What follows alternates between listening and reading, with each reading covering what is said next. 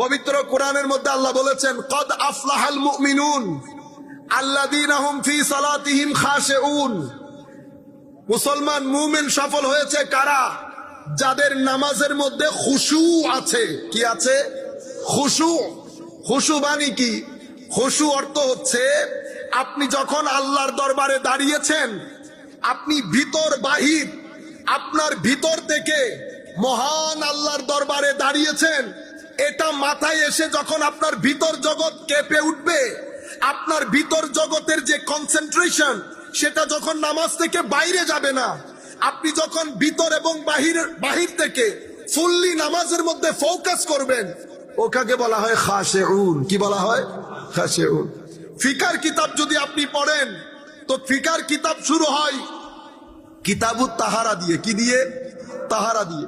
কারণ তাহারাত 4 গ্রেডের হয়। কয় গ্রেডের? দেয়ার আর 4 গ্রেডস অফ তাহারা। টপ যেটা গ্রেড, এটা আমি বাদ দিলেও এটা যেহেতু বড়দের গ্রেড, এটা আমরা বলাও গুনাহ। 3 গ্রেডের কথা বলি। ফুকাহায়ে কেরাম শুধুমাত্র ডিল করে শরীর পাক, কাপড় পাক। এটা হচ্ছে ফুকাহায়ে কেরামের তাহারা। এহসান যেটা আল্লাহর ওয়ালিরা ডিল করে, সেটা হচ্ছে ভিতর জগতের তাহারা। যতক্ষণ পর্যন্ত ভিতর জগতের তাহারাত নিশ্চিত না করবেন, তো খাশিউন হওয়া সম্ভব হয় না। ভিতর জগতের তাহারাত মানি একটা তো কাপড় পাক, একটা শরীর পাক।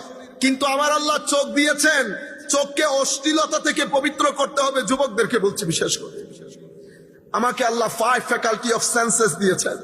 হাত দিয়েছেন, চোখ দিয়েছেন, মুখ দিয়েছেন, আমাকে পা দিয়েছেন। এই তাবৎ সেন্সেস গুলা, পারসেপশন গুলা, সেন্স অফ পারসেপশন গুলা, আমি যদি এগুলার তাহারাত নিশ্চিত না করি, তো আমার ভিতর জগতের তাহারাত নিশ্চিত হবে না। আপনি অজু দিয়ে শরীর পরিষ্কার করলেন, কিন্তু চোখকে অশ্লীলতা থেকে পবিত্র করলেন না, জবানকে গীবত গালিগালাজ থেকে পবিত্র করলেন না, হাতকে সুদ নেওয়া ঘুষ নেওয়া থেকে পবিত্র করলেন না, তো অপবিত্রতা আপনার ভিতরে রয়ে গেছে। আপনি এগুলা থেকে পবিত্র করলেন, কিন্তু ভিতরে হিংসা রয়ে গেছে কলবের বর্তনে, ভিতরে অহংকার রয়ে গেছে, ভিতরে অশ্লীল চিন্তা চেতনার আসর রয়ে গেছে, ভিতরে কৃপণতা রয়ে গেছে। এই তাবৎ জিনিসগুলো ভিতরের অপবিত্রতা। অশ্লীলতা দেখা চোখের অপবিত্রতা। আপনি শুধু একটা অপবিত্র করলেন, বাকিগুলা একটা পবিত্র করলেন, বাকিগুলা অপবিত্র রেখে দিলেন। আপনি বছরের পর বছর নামাজ পড়বেন, আপনি রুকুর স্বাদ পাবেন না, আপনি সিজদার স্বাদ পাবেন না। সিজদার মধ্যে ঘুঙিয়ে ঘুঙিয়ে আপনার কান্না আসবে না। চোখ বন্ধ করলে অন্ধকার দেখা আপনার জিন্দেগি থেকে যাবে না। নামাজ আপনাকে ভদ্র করবে না, নামাজ সহনশীল করবে না, নামাজ আপনাকে গর্হিত কাজ থেকে বাঁচিয়ে রাখবে না।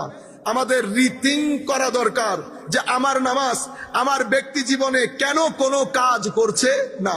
কারণ আমি পবিত্রতা কিছু করেছি, কিছু ছেড়ে দিয়েছি, কিছু করেছি, কিছু ছেড়ে দিয়েছি। তো আমি আপনাদেরকে বলতে চাচ্ছিলাম, ফুকাহায়ে কেরাম ডিল করেন শরীর পাক, কাপড় পাক। সুফিয়ায়ে কেরাম ডিল করেন কলব পাক আর এই চোখের এই পবিত্রতা। সেই কারণে সুফিয়ায়ে কেরামের কিতাব শুরু হয় কিতাবুত তাওবা দিয়ে, ফুকাহায়ে কেরামের কিতাব শুরু হয় কিতাবুত তাহারা দিয়ে। একজনে তওবা দিয়ে কিতাব শুরু করে, আর একজন তাহারাত দিয়ে কিতাব শুরু করে।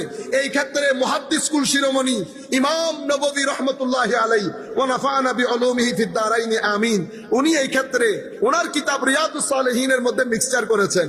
ফুকাহা এবং সুফিয়া দুইটার মধ্যে উনি ফালুদা বানিয়েছেন। কি বানিয়েছেন? অনেক মজার জিনিস, কিন্তু ফালুদা ভালো দোকান থেকে খাইলে অনেক দারুণ।